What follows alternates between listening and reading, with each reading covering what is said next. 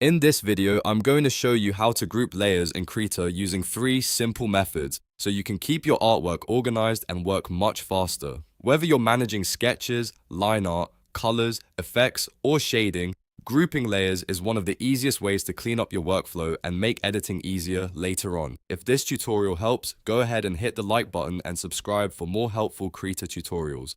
Let's jump right in.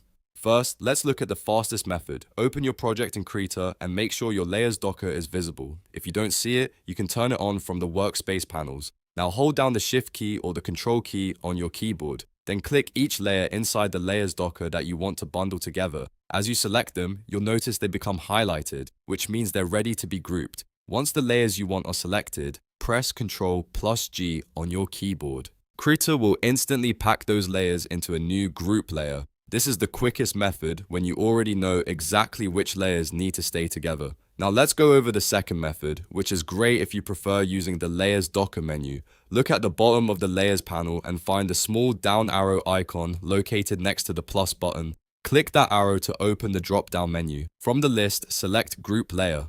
Krita will create a new empty folder layer in your layer stack.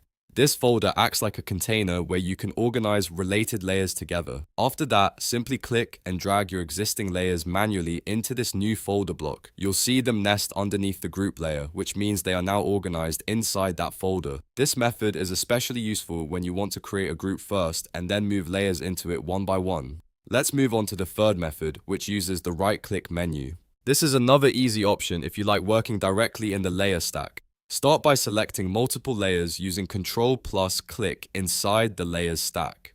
Make sure the layers you want are highlighted, then right-click anywhere on the highlighted selection area. A context menu will appear. From there, choose Group, then Group Layers from the menu options. Krita will create a grouped layer structure for the selected items. This method is really helpful when you want to quickly organize several layers without using keyboard shortcuts. Once your layers are grouped, you can click the little arrow next to the group to collapse or expand it.